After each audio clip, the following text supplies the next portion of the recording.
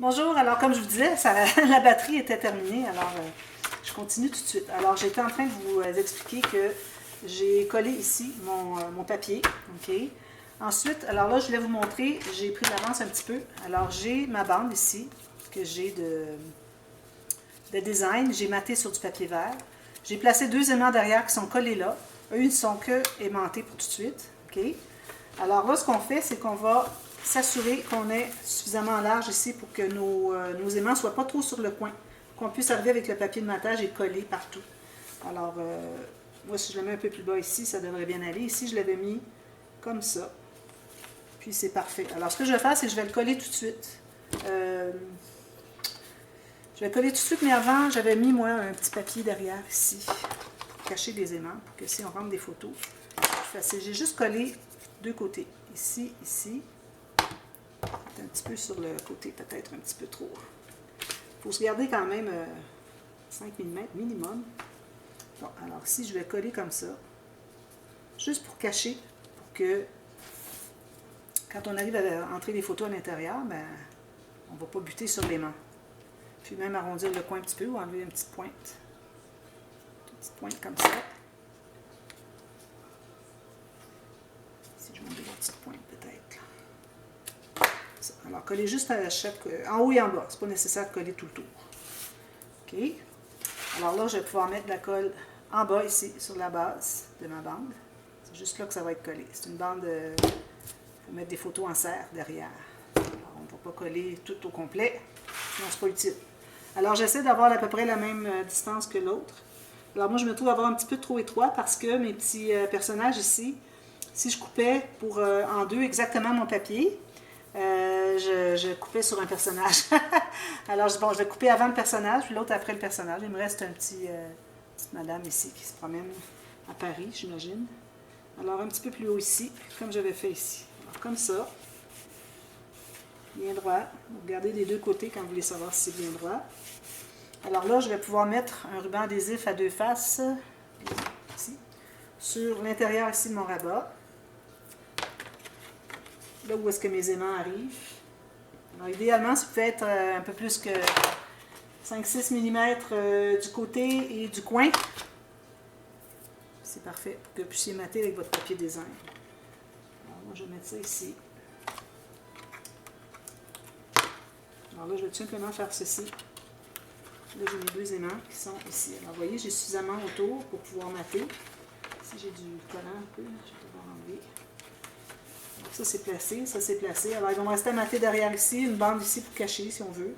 Une petite bande ici en arrière, parce que j'ai décidé de mater après avoir placé ma carte. Ça, ça se ferme comme ceci. Alors, ici, pour ce qui est... Là, je voulais revenir là-dessus, c'est que... pour ce qui est du matage de ça. Alors, ça, c'est ma pochette ici. Il ne faut pas que je mêle les choses. Ah, il est ici. Bon, je l'ai trouvé.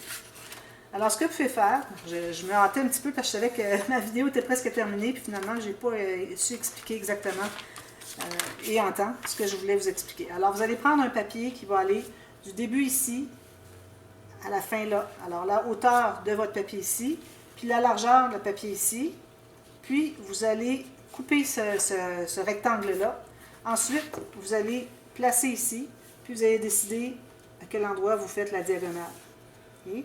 Alors moi ici, j'ai peut-être un tout petit peu trop. Je vais enlever la petite pointe ici, comme ça.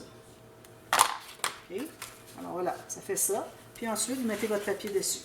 Alors le papier, on fait la même chose. Je vais juste passer ça un petit peu. Beaucoup de choses. Alors là, vous faites la même chose finalement. Je vais prendre le crayon. Ici. Alors, vous avez un rectangle que vous avez calculé qui est 1 mm moins haut ici et ici, donc 2 mm moins haut que votre papier de fond, ici. Même chose pour la largeur, regardez, j'ai 1 mm de moins ici, 1 mm de moins ici, parfait. Alors, une fois que vous avez coupé ce rectangle-là, vous allez le placer et puis arrondir tout de suite votre coin. Okay. Ici. Alors là, vous allez placer 1 mm tout le tour comme ça, pour que ce soit bien placé, bien égal.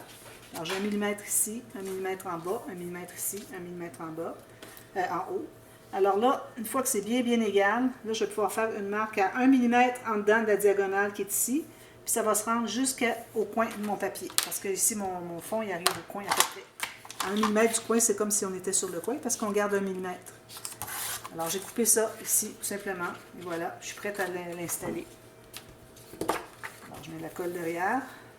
J'en profite pour faire un petit peu de matage avec vous, vu que j'ai une deuxième vidéo.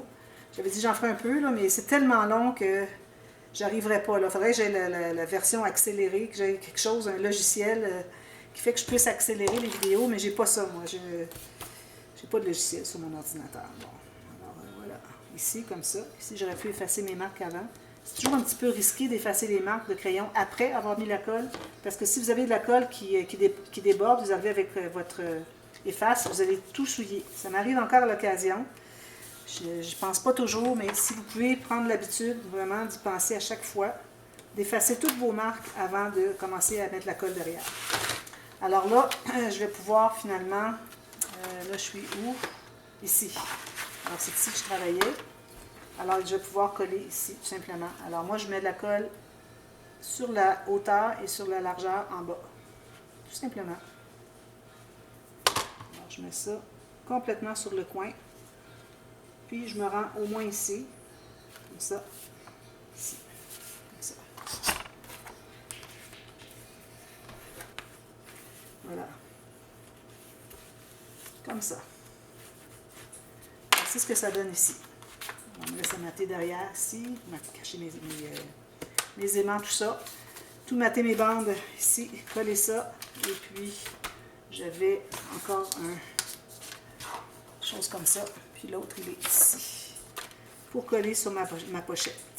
C'est la raison pour laquelle j'ai fait une pochette en diagonale. C'était pour utiliser mon... là, je me trouve être de l'autre côté. Non, ça, je mettais du papier uni, je crois. C'est ça. Et puis, je vais mater le fond ici avec le papier design, comme ceci. Alors voilà, j'espère que c'est clair, que vous comprenez. Si vous voyez, comme je vous dis, si vous voulez que ce soit plus simple, vous pouvez faire une cascade normale, mais là, vous ne pouvez pas réutiliser vos coins. Moi, c'est pour passer mes coins. Pour ça, je fais des enveloppes, des pochettes en coin. Alors, je vous reviens avec tout ça terminé, puis on fait le prochain niveau. Alors, en attendant, vous pouvez faire vos pochettes. Toujours faire vos pochettes. Alors, je fais un triangle ici, toujours avec le rabat, ici et en bas. Et puis ici, ensuite, quand j'ai fait ça, je vais placer mon papier de fond. Ce n'est pas nécessaire, mon papier vert qui arrive complètement en bas, pourvu qu'il dépasse environ 2 cm en bas de la pointe, parce que en bas du centre finalement. En fait, plus bas que le centre. Ensuite, une fois que c'est fait, vous taillez le triangle qui reste finalement de ce que vous avez coupé ici. Alors, le petit triangle. Vous le matez. Moi, j'ai enlevé la pointe ici pour que ce soit plus facile à entrer à l'intérieur. Alors, j'ai coupé la pointe. On n'a pas besoin de la pointe ici, là. Et puis, j'ai tout simplement collé sur le côté ici. Alors, ça fait une pochette qui est profonde, ici. On peut mettre des choses. Et puis, celle-ci, ben, c'est collé ici, mais ça va. C'est juste mettre une ou deux petites choses. Alors, je trouvais que ça fait intéressant. Alors, moi, je fais ça à tous les niveaux, tous les prochains niveaux, jusqu'au dernier. Alors, vous pouvez faire ça en avance pour voir où est-ce que vous en allez avec vos papiers. Et puis, une autre chose aussi, vous voyez que j'ai complètement changé de papier et de couleur avec ce niveau. Et ça va être encore la même chose pour le prochain. Alors là, je vais probablement tomber dans du rose comme ça. Et puis, j'avais aussi du rose comme ça avec du doré. Alors, je vais probablement aller avec ça, puis une autre couleur. Alors, essayez de combiner tous vos papiers différents, de vos papiers design qui sont différents, les combiner sur un même niveau, pour ne pas tout mêler. Alors, moi, je trouve que ça fait un plus beau rendu à la fin. Alors voilà, alors je vous reviens demain avec la suite. Alors, demain, merci, bye bye.